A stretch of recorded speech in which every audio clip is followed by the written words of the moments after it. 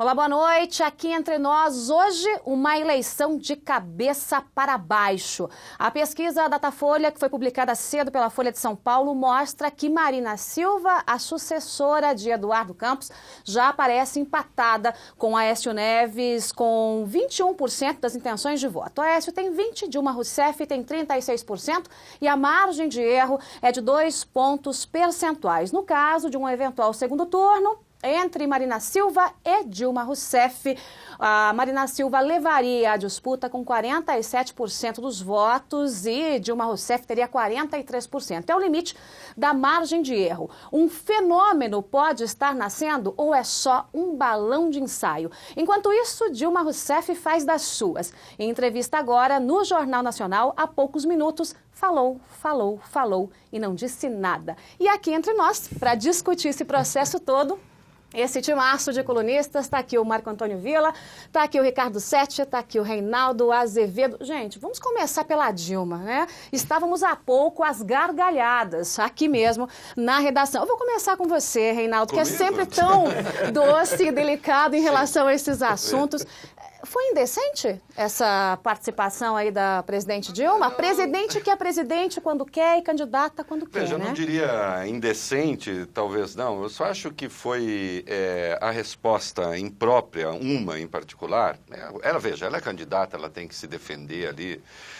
Uma resposta em particular deixou muito a desejar, foi absurda a resposta, que o William Bonner quis saber, né, o que ela pensava do juízo que o PT faz do mensalão e dos mensaleiros, dizendo, olha, o PT tratou pessoas que são criminosas, né, que são corruptas, tratou como heróis do povo brasileiro. O que é que a senhora acha disso? E ela disse, olha, como presidente... Ah, deixou de ser candidata. Deixou de ser candidata. Como presidente, eu não vou julgar o que um outro poder fez no caso Supremo. Em primeiro lugar, a pergunta não dizia respeito ao Supremo. Olha a figura aí. O que se perguntava, exatamente, o que se perguntava é como ela vê a reação do partido. E ela é candidata do partido e falava como candidata. E, portanto, ela tinha de dar uma resposta. William Bonner foi duro com ela, né? E assim tinha que ser mesmo. Foi duro com todo mundo, manteve ali uma postura... Eu diria até que, do ponto de vista da dureza, foi mais duro com os outros dois até agora. Com o Eduardo Campos e com o Aécio. Acho que o Reinaldo, quando estava assistindo ali, matou a charada. Os que seguiram as regras... Se deram mal. A presidente ficou falando lorotas e ganhando tempo, olhando desesperadamente no cronômetro. Isso. E a resposta da saúde foi enorme, sem que se... Mas não disse nada também. Exatamente. A questão era a carência da saúde no Brasil. Quer dizer, em 12 anos o PT não resolveu a questão da saúde. E ela saiu com a cascata do Mais Médicos. Sem responder. Eu lembro sempre do Mais Médicos, ela tem uma frase maravilhosa, né? E aí vamos passar... Tem uma frase maravilhosa do Mais Médicos, você deve lembrar, que ela disse assim, não, nós precisamos de médicos, porque eu, por exemplo, gosto quando eu vou ao médico e o médico me apalpa, não é isso? Então, assim, a gente tem médicos cubanos que não são exatamente médicos, são apalpadores. Né? Até porque, como eles têm eles podem atuar de forma limitada no Brasil, como eles não fizeram revalida, eles só podem atuar no âmbito do programa, eles não podem fazer determinados procedimentos, e, de certo modo, esses médicos cubanos fazem isso mesmo, apalpam pessoas. O que interessa é o que acontece depois. Então, a pergunta da Globo, do Jornal Nacional, era sobre os hospitais. Por exemplo, em 7 anos, caiu 15% o número de vagas de hospitais no Brasil. Não é? Alguma coisa está errada. Alguma coisa está errada. O número de vagas do SUS caiu mais de 40 mil em 6 anos. Isto é o que interessa. E o custo da saúde dispara. Quer dizer, tem alguma coisa que não se equilibra na matemática. Então a presidente não respondeu. Se era para falar na verdade, enrolou. do mais médico, faltou uma perguntinha aí sobre o trabalho escravo. Mas ela fez referência na resposta dela à organização aí pan-americana, ela citou muito rápido e tal. Ela fez, porque a grande questão, eu acho que a primeira questão da entrevista da presidente, que parece que foi patética, né, é a questão do local. Ela não poderia usar um próprio da União. Aí, tem umas questões de reeleição que é complicado. para fazer a campanha eleitoral, porque o debate, ela estava como candidata, portanto, ela não podia usar um edifício público para dar uma entrevista. Então, o primeiro erro está aí, porque ela não é presidente nesse momento, ela é candidata. É um erro do Jornal Nacional de ter aceito, que é um absurdo, e é um erro dela. Inclusive, se tivesse justiça eleitoral, que no Brasil é uma bagunça, Dias Toffoli, o presidente do TSE, imagina, já teria o primeiro problema. Ela está usando um espaço, portanto, que ela não poderia usar. Vetado rapidamente pela lei eleitoral, pela lei de improbidade administrativa. Tem dois probleminhas aí. E deixaram passar leve. Segundo, escolher então um local. É claro que é diferente, porque quando você vai num espaço que não é o seu, você se sente diferente e tal. Eu observei que os 15 minutos, tanto para o Eduardo Campos como para Aécio Neves, 10 minutos, portanto 2/3, foram de críticas duras, ataques, e eles não tiveram condições de expor seus programas, a não ser no último terço, nos últimos 5 minutos. Com relação a ela, não. Ela é até 6 minutos, que apareceu uma hora o cronômetro ali, fizeram algumas... Aí depois ela mudou, começou a falar, e foi bem destacado, com uma voz pastosa, bem lenta, num estilo, sabe, Ganso ainda do Santos, quando vivia machucado, bem devagar tal, para deixar o tempo passar. E ela estava olhando para o cronômetro, claramente, de fazendo aquele jogo do lutador, que quer ter o 15º assalto, com medo do nocaute, né? E tal. E aquele sorriso falso, né? E tem uma coisa aí, eu vi lá, depois não perde o fio, que é o seguinte, pegando o que o Vila e destacando, veja só, se você está na sua casa, quando você está na sua casa, você procrastina mais, você enrola mais. Claro, é verdade. Claro. No Jornal Nacional, onde foram os outros dois, o ambiente vá lá, hostil. Quando eu digo hostil, não quer dizer de confronto, mas não é o seu ambiente. Claro. Não dá pra e, portanto, muito, os dois se sentiram muito mais à vontade, William Bonner e Patrícia Poeta, para interromper. Nenhum dos outros dois candidatos, nem o Campos, nem o Aécio, falou com falou tanto sem interrupção. Ela falou muito tempo sem interrupção. Isso decorre do fato de você estar no seu ambiente. É a velha história, eu quero brigar com você. Eu vou brigar com você na sua casa ou na minha. Dependendo de onde a gente marque, mas você acha é mais fácil. Que a Dilma intimida um pouco, Sete? Quer dizer, com aquele jeitão meio tosco que ela tem, broxeiro até. E assim, a boca da presidente Dilma, né, produz bobagens em série. Né? Mas você acha que ela intimida de alguma forma ou não? Ela só enrola mesmo? É mais o palácio, entendeu? Acho que, quer dizer, é completamente diferente você fazer uma entrevista no estúdio da Globo, com aquele monte de jornalistas da redação, sem aparecer na câmera, mas observando, e ela sabendo, sentindo fisicamente que está falando para milhões de pessoas, do que falar no Palácio da Alvorada, onde quem fica intimidado são os repórteres. Palácio, os livros, aquela coisa... Cercada por aqueles livros que ela já leu. Exatamente. Se tirar para agora, eu queria só fazer uma observação. Ela fez uma evolução da doutrina Paulo Bernardo. A doutrina Paulo Bernardo foi criada na campanha de 2010 pelo ilustre ministro Paulo Bernardo, quando o presidente Lula, então o presidente Lula, estava na cidade de Maringá e fez propaganda política descarada, fez campanha política descarada para os candidatos a governador e senador do Paraná. E aí o pessoal chiou, a imprensa apertou e falou, não, mas o presidente estava almoçando. Então criou essa doutrina que durante o almoço ele não era presidente. Deixa de ser presidente. Então daí eu comecei a perguntar, será que no café da manhã ele é presidente, no jantar ele é presidente? A Dilma criou um aperfeiçoamento da doutrina Paulo Bernardo. Quer dizer, sou presidente quando eu quero. Exatamente, ela está no meio, no palácio, então, ela está dando uma entrevista como candidata, mas de repente ela resolve que é ser presidente. Lembrando então, que essa mesma biblioteca já brigou... Ela é presidente, então ela não pode responder aquela pergunta. Né? Essa mesma biblioteca já brigou reunião partidária mesmo, lembra? Quando ela interrompeu uma folga, nós escrevemos no Carnaval, acho que foi, né? Sim. Interrompeu uma folga no Carnaval, fez uma reunião com o partido. Franklin Martins. Os jornalistas. Que justiça eleitoral, hein, Vila? Esse que é o problema. Nós temos o presidente do TSE, que foi advogado do PT, advogado de um sentenciado, que é o José Dirceu. Agora, e tem um fato que acaba inibindo os jornalistas, porque eles não estão recebendo, eles estão sendo recebidos. Claro. E ao ter chegado antes, até preparar o estúdio lá, que é um estúdio improvisado, nesse caso, né, o estúdio da Rede Globo, eles começaram a conversar, ela chegou antes, criou uma relação que não é a relação que os outros dois tiveram quando foram os dois outros candidatos, quando foram à redação.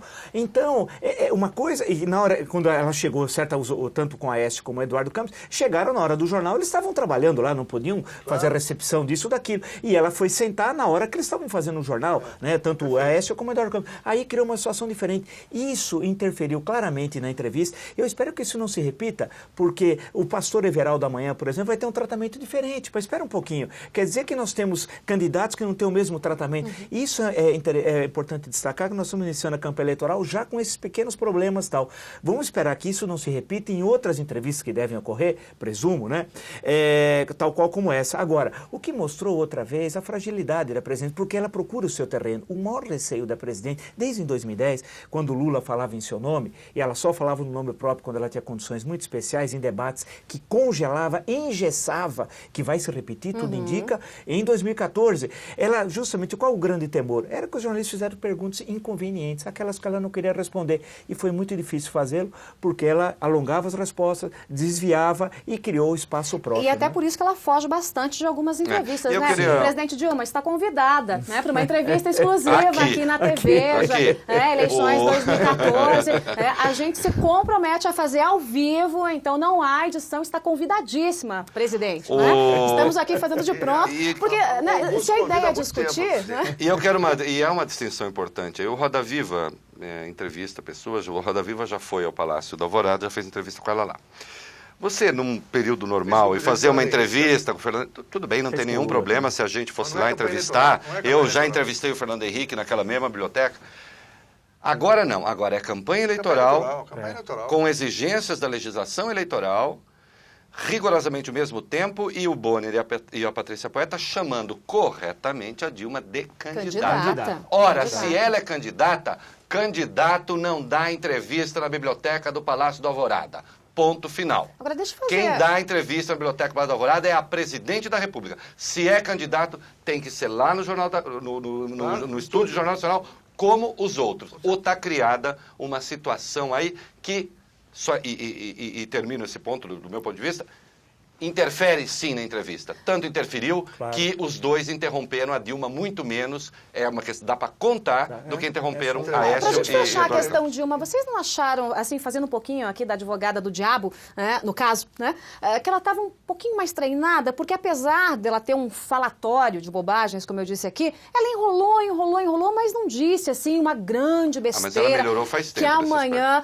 fosse bombar no YouTube. Não, em 2010 ela já tinha melhorado bastante. Ela falou besteira, mas a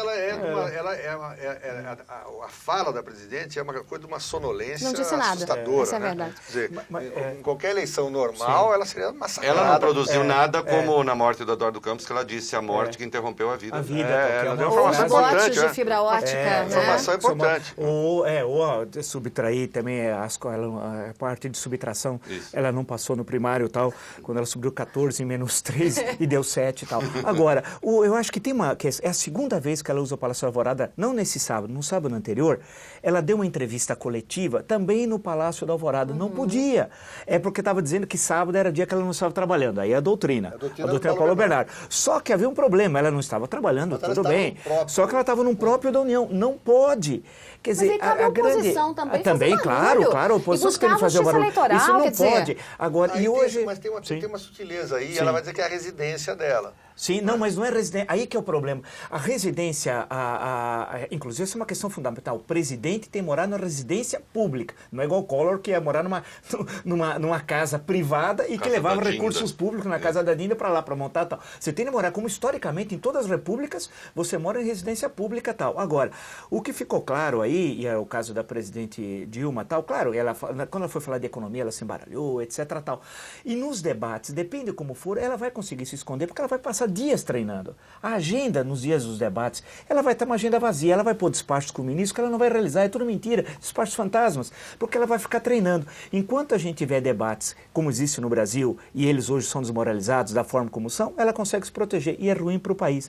Numa simples entrevista, ela não conseguiu dizer nada em condições favoráveis, imagina um debate aberto entre candidatos. Né? Gente, vamos passar para esse novo momento que envolve Marina Silva, né? De candidata para candidata. Ela vai dizer que sim, na próxima quarta-feira, candidatíssima, todo mundo sabe. Enfim, não há mais que se discutir isso. Agora se discute quem será vice, será Renata Campos, né? Quem será o vice indicado para Marina Silva disputar a presidência da República. Que fenômeno é esse? Quer dizer, a gente de fato vive um novo momento eleitoral? Ela pode ser esta grande líder ou é só um balão de ensaio? Aliás, Reinaldo Azevedo, Ontem, o cortejo, né, para o enterro de Eduardo Campos tinha todo o tom de campanha eleitoral, hein? Lamentável. Tinha, lamentável. Eu até observei no próprio blog, na rádio também, na Rádio Jovem Pan, que tem o programa lá, eu tratei de forma muito decorosa, muito e sinceramente consternado a morte de Eduardo Campos, e estava com receio de que fossem fazer aquilo que fizeram, né? O enterro, com todo o respeito que eles não tiveram, virou uma micareta macabra, não é? Eu não me lembro, o Vila está aqui, historiador, com uma memória fabulosa, eu não me lembro de enterro com fogos de artifício, 10 minutos, 5 minutos de fogos de artifício, eu não me lembro. 17 minutos. 17 minutos. Eu não lembro disso, eu nunca vi. Eu nunca vi. O carro do Corpo de Bombeiros lá com a frase "Não vamos desistir do Brasil", que era um lema de campanha. Isto já caracteriza uso do aparelho público. Uhum. Veja, eu entendo que um ex-governador morto nessas circunstâncias se faça um velório público. A frase tudo aí, isso, olha, Reinaldo, ali, está aí na imagem para você. Os meninos, os filhos dele, a filha e 2 dos rapazes, com o mesmo dizer na camiseta, com os punhos cerrados, dizendo Eduardo Campos, herói do povo brasileiro, guerreiro, herói do povo brasileiro. Isto é campanha eleitoral descarada. A Marina, desde sempre, se comportando, o que é lamentável, como a viúva oficial, né? Eu li 2 vezes na Folha de São Paulo, e a Folha está certa em registrar, porque afinal de contas colheu essa informação. Que a Marina que consolou. Que a Marina que consolou Dona Renata, eu nunca vi isso. A Dona Renata, mãe de 5 filhos, de um menino de 5 meses. E foi a Marina a consolada. Então a Marina, mais uma vez, aparece como a viúva do Brasil. Ela já é uma falsa viúva do Chico Mendes, porque tem muita gente que até hoje acredita que a Marina era uma coitada dos pés descalços que ficava lá no Seringal, quando morreu o Chico Mendes. Ela já era vereadora eleita. Ela já era vereadora eleita. Ela já tinha fundado a CUT em 85. Isso. Já tinha se casado com o assessor do sindicato de Chapuri. E o próprio Chico Mendes não era um pé descalço àquela altura.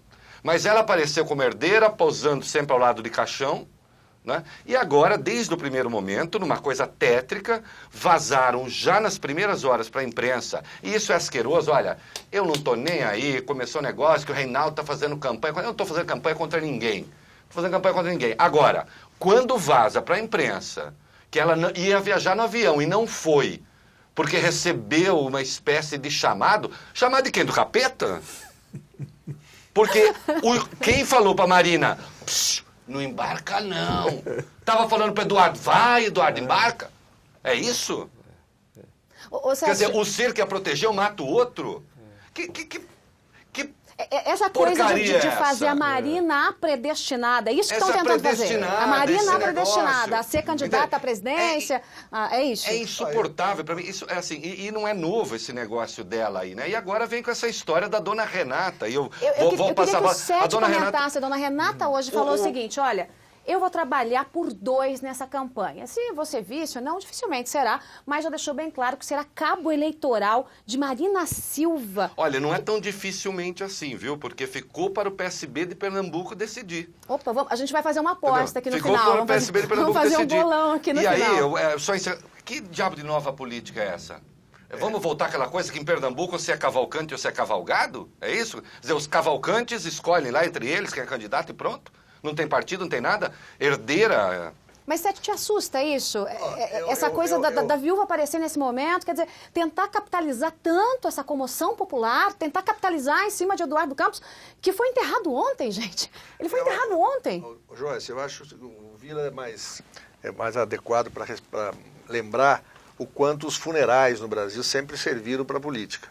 O famoso discurso no túmulo do general Canroberto, que era um discurso golpista, os discursos no túmulo do Getúlio. Houve incontáveis vezes em que funerais, enterros, etc., cortejos fúnebres, enterros, serviram a propósitos políticos. Eu acho que ali, do ponto de vista da família, eu acho que escapou um pouco não me pareceu uma coisa planejada, escapou um pouco do controle, mas eu prefiro me deter em 2 preocupações em relação a Marina Silva. Eu não tenho nada contra nem a favor, tenho preocupações com o nosso país. Eu acho que, me parece que a Marina... Eu tenho contra. Não, tudo bem. Eu tenho contra, sobretudo, essas duas questões. Primeiro, ela posa de uma pessoa que está fora disso aí. Eu não tenho nada a ver com essa política suja. Está como se nunca tivesse feito parte disso. O que é ruim para a democracia, porque passa a ideia para seguidores, para jovens, etc., de que o status quo todo, que inclui a Constituição e as instituições, tem que ser jogado no lixo. Eu não faço parte disso aí, quando na verdade ela faz muita parte disso aí, tanto faz que a manobra de ela ingressar no PSD com o único propósito de ser candidata, com o único propósito porque não tinha nenhum compromisso anterior, não conseguiu registrar o partido à rede, entrou no PSB para ser candidata, é uma manobra típica da velha política que ela combate. Então ela faz sim parte disso, sempre fez. Também menos, no né? PT... Ela foi ministra do presidente Lula, Exatamente. Lula. Então, não é alguém que chegou agora, messiânico. Então né? Isso aí, essa coisa de não faço parte disso aí, não era... Segunda coisa, acho que até o Reinaldo comentou isso um dia desse num texto, não me agrada essa simpatia que ela tem por organizações e movimentos, etc., fora das instituições. Ela acha lindo esse decreto bolivariano da presidente pode virar uma Dilma. baderna, Sete, é isso? Eu uma acho que bagunça? não, você está esvaziando as instituições do país. Ela defende o decreto 8.243. Exatamente. As instituições foram criadas por uma constituinte eleita pelo povo. Se as instituições não estão legais, não estão funcionando, não estão bem, como várias não estão, vamos tentar mudá-las dentro das regras do jogo, que são as regras da democracia e do Estado de Direito, com as quais eu fico. Eu acho que fazer coisas paralelamente, com os movimentos populares, movimentos sociais, isso aí é uma coisa muito perigosa e não me agrada nem um pouco da parte da Marina Silva. Quer dizer, o pouco apreço que ela parece demonstrar pelas instituições que nós temos. Boas ou más são as que temos. E para mudá-las, a gente tem que seguir as regras do jogo, da Constituição e do Estado de Direito. Agora, Vila, com esse histórico todo, e com isso que o Sete acabou de dizer, quer dizer, essa Marina que se apresenta, essa Marina que não tem identidade com o PSB, não tem, é zero, é nenhuma. Não tem nenhum compromisso de permanecer no partido, se ela for eleita. Nenhum. Ela tem, ainda assim, condições de ser esta líder, levando essa bandeira do PSB, ou isso, na sua avaliação, pode ser só uma coisa de momento, daqui a pouco esvazia? Eu acho que nós estamos vivendo um momento América Latina. Da velha tradição da América Latina, não da nova América Latina, da Aliança do Pacífico, não da velha América Latina e tal. Na República Brasileira, o primeiro grande enterro foi a morte de Floriano Peixoto. Ele morreu em 1895, no final de junho. Fizeram o enterro e tal. Aí os florianistas que queriam sacanear o primeiro presidente civil, que era o Prudente de Moraes, acharam que o túmulo não era adequado, o enterro não foi grandioso e tal. Aí resolveram fazer um novo enterro no dia 7 de setembro, escolheram o dia 7 e tal. Fizeram uma confusão e o Raul Pompeia arrumou uma confusão nesse enterro e fez um discurso incendiário chamado Um Louco, foi apelidado de Um Louco no cemitério, fez um discurso que terminou o discurso, um quebra-pau, polícia, gente correndo, e o Prudente de Moraes já tinha saído e tal. Foi depois demitido a bem do serviço público e ficou desbilutado, acaba suicidando no Natal daquele mesmo ano. Bem, o que acontece? A República Brasileira já começou assim, quer dizer, aquela coisa bem latino-americana tal, né? De transformar um enterro numa ação política. O que aconteceu, eu acho que foi lamentável o que aconteceu lá em Recife. Houve uma comoção nacional, muito que justa, tal. É claro que nós temos uma tradição no Brasil de quando morre alguém, ele se transforma rapidamente, ele é purificado de pecados e vira um santo absoluto, tal, né? É uma hipocrisia da política brasileira.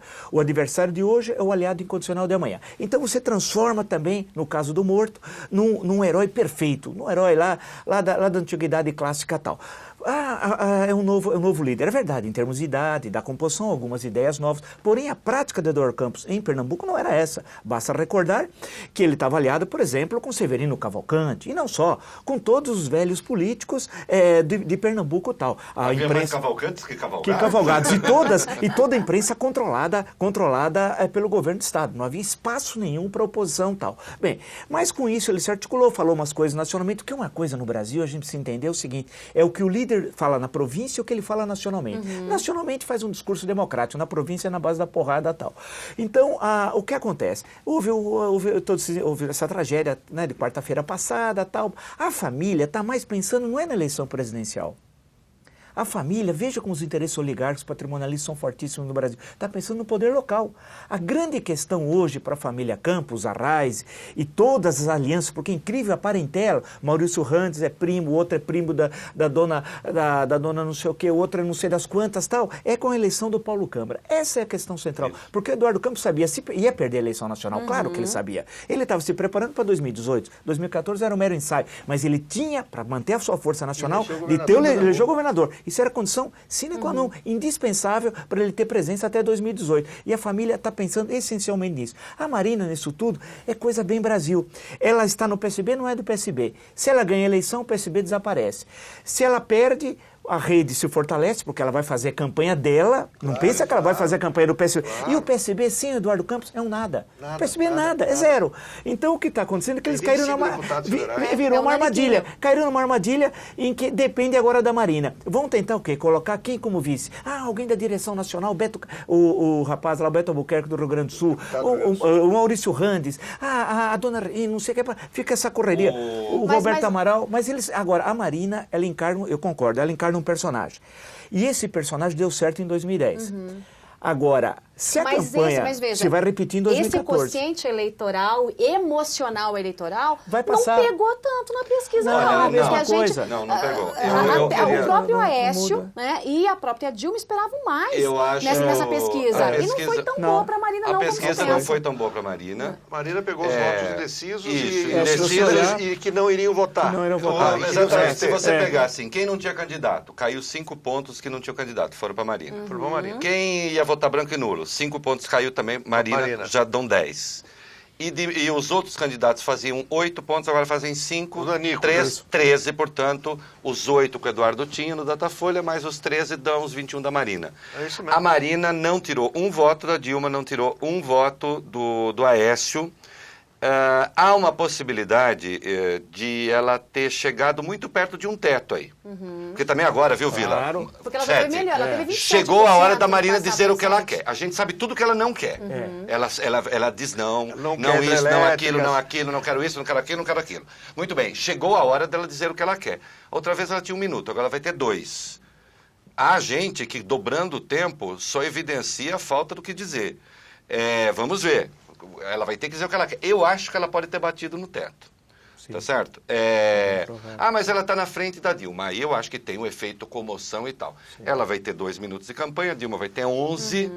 E é preciso considerar que houve uma melhora sensível. Eu não vou entrar nem no mérito se é justo ou injusto, mas estando certos os números, houve uma melhora sensível da avaliação da Dilma. Ela cresceu 6 pontos. O índice de ótimo e bom dela e caiu 6 pontos de ruim e péssimo. Na verdade, houve uma diferença de 12 pontos favoráveis a Dilma. Portanto, o jogo está longe de ser definido. De ser jogado. Na verdade, começou de novo, né? Você sabe que mais cedo, aqui mesmo na TV, eu fazia o comentário da pesquisa da Datafolha e eu dizia o seguinte, Sete, Datafolha ficou ruim para todo mundo, mas foi pior para a Dilma. E aí começou aquela discussão, não, como assim, pior para a Dilma, mas tem o Aécio, se ele está ali tecnicamente empatado, mas em terceiro. O Aécio é o menos conhecido dos 3. Sim. Então é quem mais tem chance de crescimento proporcional dessas 3 figuras. Dilma tem mais rejeição. Não é essa avaliação, Sete? Sim, o índice de rejeição da presidente é maior do que o da Aécio. Quase o dobro. E o índice de pessoas 34, que jamais votariam nela também é muito maior. E num país como os Estados Unidos, muito frequentemente numa corrida dessas, o candidato menos conhecido considera isso uma vantagem. Porque ele tem mais espaço para crescer. O cenário não é claro, melhorou para o Aécio, não é isso. Olha, foram 5 mas dias, não é uma tragédia. Foram 5 dias de uma tal comoção e de uma presença na imprensa tão forte e essa coisa, né, morre, vira santo, né? Porque quem visse o Eduardo Campos sendo entrevistado pelo William Bonner e pela Patrícia Poeta não diria que era a mesma pessoa que no outro dia foi tratada no Jornal Nacional. Sim, né? Depois foram 36, 46, 8 O Brasil horas tem isso, por uma questão de decoro, então, né? Quando a pessoa morre, você não lembra que ele indicou a própria mãe para o TCU. Fica parecendo que você indicou, não, que fez a campanha.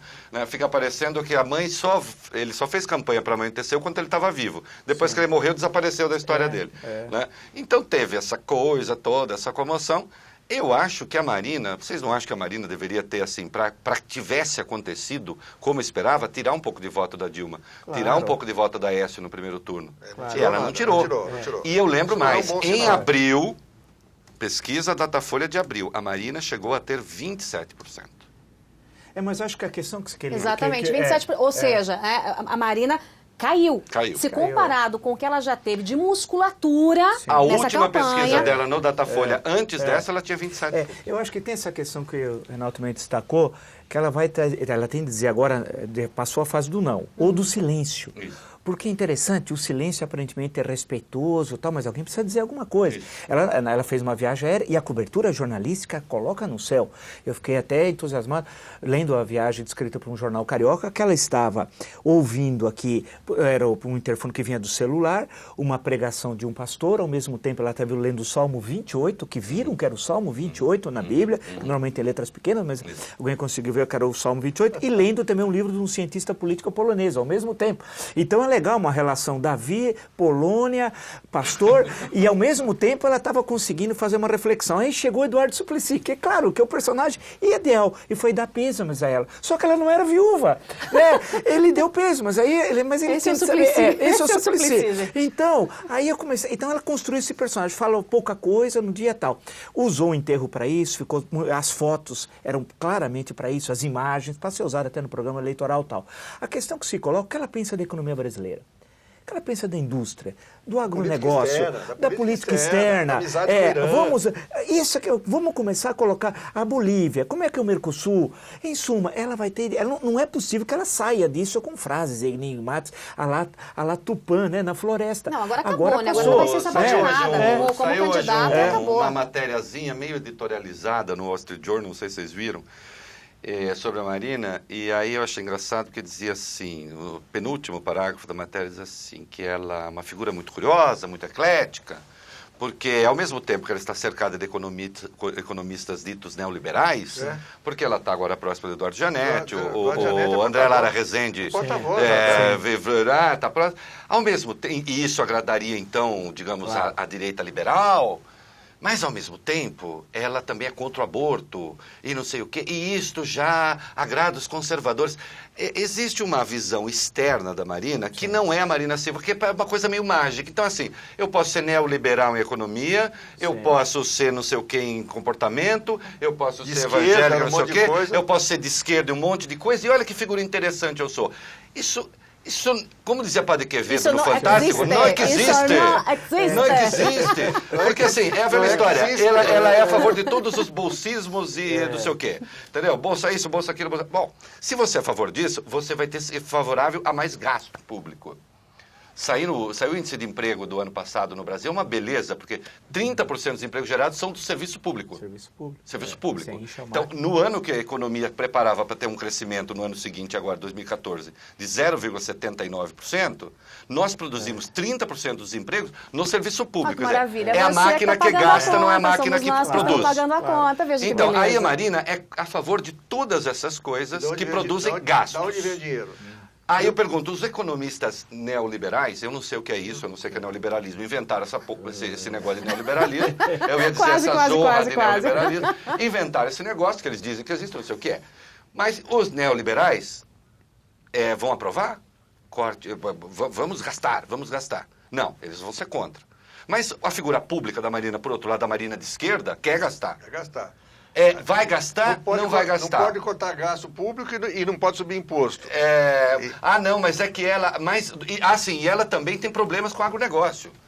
Porque ela queria cortar quase 20% da área plantada do Brasil no Código Florestal. E com a infraestrutura, né, Reinaldo? Quer dizer, a nossa infraestrutura, que já é capenga, vai para onde? Quer dizer, se a Marina mantiver essa linha absolutamente... Ela pode negar quanto quiser, foi contra Belo Monte. O Brasil está enfrentando uma crise de energia elétrica agora. Ela foi contra a construção de Belo Monte. Meninos, quando ela libera uma construção, ela aceita, ela não quer que tenha reservatório, né? Então fica aquela coisa que estraga o meio ambiente, interfere no meio ambiente, gasta-se uma montanha de dinheiro e a usina não tem o poder. Belo Monte vai gerar uma alternativa apresentar, não teria nenhum problema. Como dizia aquele gramático, Belo Monte vai gerar muita menos energia. Meninos, eu preciso avançar aqui, porque nosso tempo está quase acabando. E eu quero... Olha o protesto aqui dos meus belos, né? Os meus belos aqui. A questão é a seguinte, o horário eleitoral começa amanhã, 7. Do pescoço para baixo agora tudo vai ser canela ou o Aécio vai dar uma segurada? Porque o PT, de uma forma meio que apócrifa, já tirou as garrinhas de fora, os blogs mais ligados ao Partido dos Trabalhadores já começaram, como a gente fala nos bastidores, a descer a borduna em Marina Silva, né? O Aécio tem adotado um discurso mais sereno. Quanto tempo será que ele suporta? A intenção do Aécio parece ser bater mais no governo, na presidente Dilma, de não deixar a Marina de lado. Acho que até uma coisa inteligente. Só que eu estava comentando com o Reinaldo que, sabe o que fazem o procedimento utilizado com os touros nos rodeios, para que eles fiquem furiosos? Alguém está precisando fazer aquilo no Aécio, para ele ter que ficar mais bravo. Porque expressar... é o seguinte, sabe o que fazem no touro? Expressar indignação. O Sérgio está falando, é uma coisa feia naquela parte do touro, né, que dá uma amarrada. Não vou falar. Eu acho que isso aí, para ajudá-lo a expressar... Nosso telespectador é muito inteligente, já entendeu. Para expressar indignação moral com o que está aí e tal. Acho que se ele não expressar indignação no tom certo, ele não vai crescer. O Aécio está precisando, então, pegar fogo nessa campanha. Quer dizer, adotar um tom mais ácido e mais duro, e não aquele menino simpatia apenas, é isso? Sim, com certeza. Ser oposição de verdade. Porque as pessoas estão indignadas. Porque a oposição dormiu muito tempo, né? Agora resolveu acordar, mas está meio sonolenta. Está naquela coisa, acorda, não acorda. Agora que você imagina a nossa campanha eleitoral, e ninguém diz isso, a oposição devia ter falado, de 45 dias só. Não é possível decidir uma eleição presidencial e para 27 unidades da federação, isso no caso do Executivo, com 45 dias. Quando a gente vai olhar a soma dos minutos, é ridículo. É ridículo. Quando você pega a soma, por exemplo, 4 minutos por dia, não vai ser todo dia. Então você começa a olhar, você fala assim, você vai ter 40, 50 minutos de propaganda no total, para fazer o seu discurso que durante 4 anos foi feito fundamentalmente pelo governo, com toda a estrutura, com todas as estatais, bancos, verbas, blogs de aluguel, etc. Tal. Então, é um verdadeiro... Então, aí, a agressividade, no sentido oposicionista clássico da ação política, é essencial por parte da oposição. Então, isso tem que ter uma cobrança por parte do Aécio. Isso é essencial. Porque fazer campanha em 45 dias, eu quero... Agora, o caso, claro, que vai bater mais na candidata oficial tal. Eu acho que essa é uma estratégia para tentar, no caso, no segundo turno... que não é importante. E para no segundo turno se obter aqueles votos. Agora, é bom lembrar o seguinte, a Marina, caso ela não vá para o segundo turno, dificilmente, ou é muito improvável, ou não ocorrerá, você pode escolher as alternativas, ela não vai apoiar o Aécio. Pode tirar isso. Mas agora, o contrário pode acontecer, quer dizer, o PSDB, justamente por conta dessa discussão. Necessariamente. Agora você percebe que você não é, portanto, não é uma rua que você tem dois sentidos. Necessariamente. Agora, eu acho que isso vai ser uma coisa essencial, mas o eleitor... Eu acho que essa campanha, apesar de muito curta, a situação da Marina não vai estar tão confortável como em 2010, em que ela era uma livre atiradora e tal. Agora, até por causa da morte e toda essa comoção que foi criada a partir de quarta-feira, ela vai ser preciso falar e ela vai ser cobrada. E se ela for cobrada, e deve ser pelos jornalistas, e principalmente pela oposição, e vai ser cobrada pelo PT também, já está sendo cobrada, especialmente com os acontecimentos do enterro de ontem, tal, tem uma série de críticas que já foram postadas nas redes sociais, etc. Tal, ela vai ter de se posicionar. E é bom lembrar que dentro do PSB ela tem muita resistência, que toda a liderança do PSB não engole também a Marina. Tanto que o Lula fez muita pressão justamente junto ao Roberto Amaral, que é o homem da bomba atômica, grande pessoa. Para que o PSB não desse legenda para Marina Silva. Mas acabou dando. O Reinaldo quer falar aí na sequência o 7. Reinaldo, eu queria que você aproveitasse e emendasse. Você falou assim, eu também não bateria se eu fosse o Aécio. Não, veja só, bater não. O que eu digo é o seguinte, não pode ter uma guerra entre... Não bateria, estou dizendo a Marina. Na Marina, não pode ter guerra Aécio e Marina. Não pode ter uma guerra Aécio-Marina, porque evidentemente, veja só, a guerra Aécio-Marina, ela só seria ou para migrar voto de um para outro, o que a gente já viu que não acontece, ou para ganhar os nulos e os brancos. Sim. Que, no meu ponto de vista, já está muito próximo de onde vai ficar. Não vai ser muito menos do que isso. Portanto, os dois têm que ganhar votos de eleitores que hoje estão com a Dilma. E, portanto, o alvo o alvo, onde eles têm de caçar votos, tem que ser no eleitorado que na última pesquisa ainda disse estar com a Dilma. Se os dois ficarem trocando tapas entre si, evidentemente não vai dar em nada. Isso é uma primeira coisa. Segunda coisa, num dado momento aí, você me despertou, porque eu vou escrever um post a respeito, já estou anunciando aqui. Você disse, os blogs petistas, essa gente que fica recebendo dinheiro de estatal aí para fazer aquela baixaria, já estão atacando a Marina e tal. Deixa eu dizer o seguinte, eu também estou criticando muito a Marina, não é de hoje, eu critico desde quando eu fiquei sabendo que ela falava aquelas coisas, né, que ela fala. E eles estão reproduzindo, inclusive, posts meus. Né? Uau. Assim, sempre me xingaram, sempre falaram que eu sou o capeta, não é isso? A gente estava conversando disso lá no café, né, Sete? O Reinaldo é isso, aquilo, não sei o quê. Agora não, agora olha o que o Reinaldo Azevedo escreveu. O Reinaldo demais, é um pensador. O Reinaldo, olha, o Reinaldo está xingando a Marina, veio xingando não, que eu critico. Aí um amigo até me ligou e falou, pô, fulano de tal está reproduzindo o seu post. Deixa eu dizer uma coisa, né?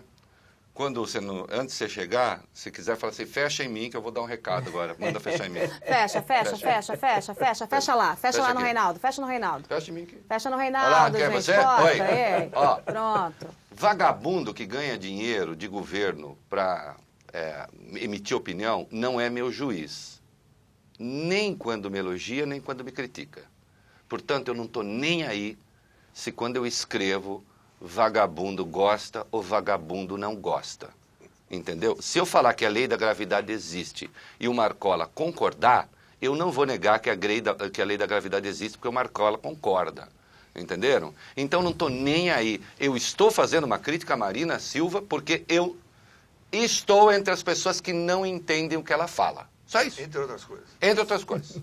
A hora que eu ponho sujeito, verbo e vou atrás do complemento, eu não entendo o que A tem a ver com B e eu sou uma pessoa que padece de uma certa tara pela lógica. Eu não entendo o que ela fala. Só isso.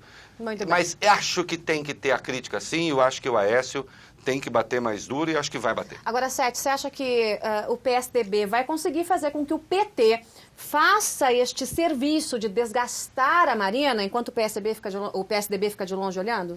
Eu acho que o PSDB não me parece que vai investir contra a Marina, nem agora, nem mais para frente, a não ser que se afunilem a candidatura entre os dois, o que é improvável.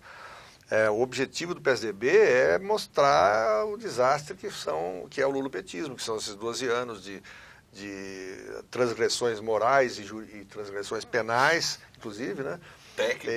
Acho que o ideal, do ponto de vista de uma tática eleitoral, é fingir que a Marina não existe, por enquanto, né? Isso pode mudar na próxima pesquisa. Quer dizer, a pesquisa é que vai acabar delineando se o PSDB se mantém mesmo à parte, se o PT faz críticas mais duras ou menos duras, porque se houver, de fato, uma concorrência pelo segundo lugar, né, próximos aí, Marina e Aécio, aí não tem jeito, né? O PT vai acabar batendo na Marina porque eles estão assustados com a candidatura da Marina, embora o que o Vila e o Reinaldo disseram não seja absolutamente verdadeiro. Aparentemente, a entrada da Marina no cenário não roubou votos da presidente Dilma. Meus meninos, estamos caminhando para o fechamento, 1 minutinho para cada um. O que se pode esperar daqui para frente? A eleição começou de novo. E aí, Vila, primeiro você. A eleição começou de novo, claro, porque com a mudança da cabeça de chapa do PSB e tal. Eu acho que o que vai...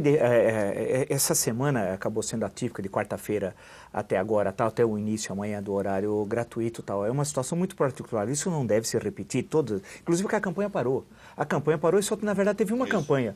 A campanha da Marina. É verdade. Né? Os outros candidatos não fizeram a campanha, só a Marina fez. Aliás, então, foi uma campanha eleitoral gratuita. Né? Uma propaganda eleitoral gratuita. E se a gente somar, algumas vezes o canal passava direto. Então, acho que isso vai mudar a partir de terça-feira. E eu acho que aí entra as eleições para os governos estaduais. Os principais colégios eleitorais, certamente, são fundamentais para os candidatos de oposição, especialmente para o candidato Aécio. Então, o que aconteceu em São Paulo e Minas, que somado, São Paulo tem 22,4% aproximadamente do eleitorado nacional, tal. Se ele conseguir colar sua candidatura a de Geraldo Alckmin, que está bem lá na frente, deve ganhar inclusive no primeiro turno, tudo indica, as pesquisas mostram isso e tal. E no caso de Minas, se o seu candidato Pimenta da Veiga finalmente decolar, apesar que ele está muito melhor, o Aécio, do que o Pimenta da Veiga em Minas Gerais, e ele conseguir ter uma votação bastante expressiva, e no Rio, que é um quadro bastante complexo, vai haver uma grande divisão de votos, que Marina deve ter uma boa votação lá, portanto não deve se reproduzir o quadro de 2010, e o Aécio deve também ser bem votado ali. Eu acho que essa é a questão central, é conseguir ganhar apoio nos principais colégios eleitorais do país, amarrar a candidatura presidencial dos governos estaduais e fazer campanha, ir para a rua, né? Porque a campanha é muito curta e isso favorece sempre quem está no governo e prejudica quem está na oposição. 7, esperamos o quê? Eu ia, curioso ouvir a tocar nesse assunto, porque eu ia mencionar isso. A gente tem que tentar olhar um pouco a campanha presidencial também a partir do que está acontecendo nos estados. E o que está acontecendo nos estados, para resumir, que nós estamos no final do programa, me parece assim, que as alianças que o Aécio conseguiu montar, ou os palanques que ele conseguiu montar, ou os palanques dos quais ele vai participar, estão indo bem. Até no Maranhão, onde o candidato do PCdoB, que lidera disparado as pesquisas, ofereceu palanque a ele e anteriormente ao Eduardo Campos.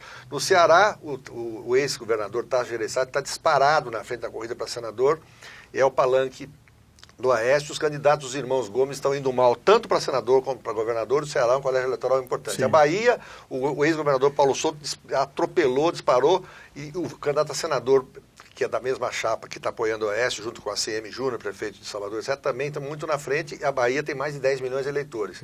No Rio Grande do Sul, a candidata Ana Amélia, que está com o Aécio, falou que se precisar cola o nome do Aécio na testa. A candidata Ana Amélia, que é do PP, está quase 10 pontos na frente do governador Tasso Genro, e apoia o Aécio. Então, quer dizer, se você começar a olhar para os estados, a situação é... Uma bela musculatura, hein, uma bela musculatura. Claro. E vai se desenvolver no decorrer da campanha. Está estranha a situação em Minas, né? Porque realmente o Pimenta da Veiga não está decolando, e o senador, e o ex-governador Anastasia disparou, está com quase 50% para senador.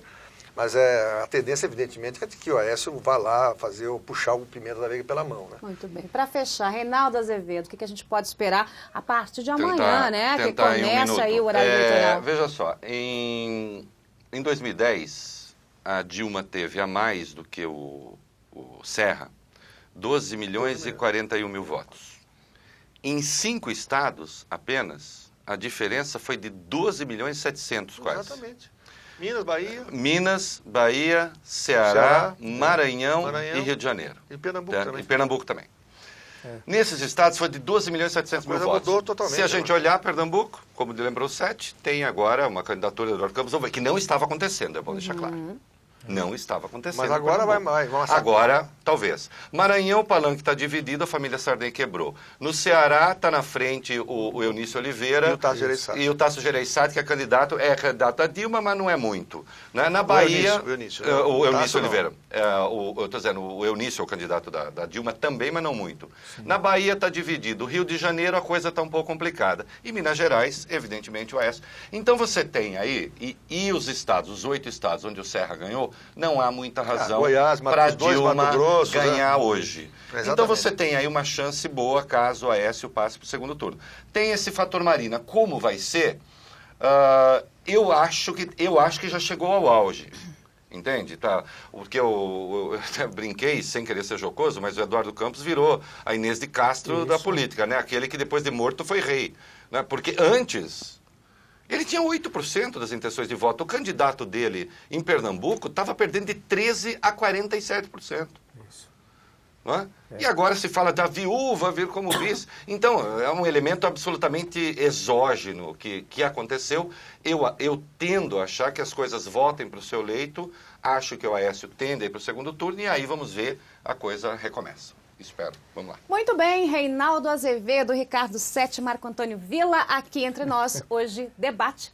A gente se fala na próxima, são aqui todos os colunistas de TV já nas eleições 2014. Obrigada pela companhia e pela audiência, e você espia aqui em Veja.com.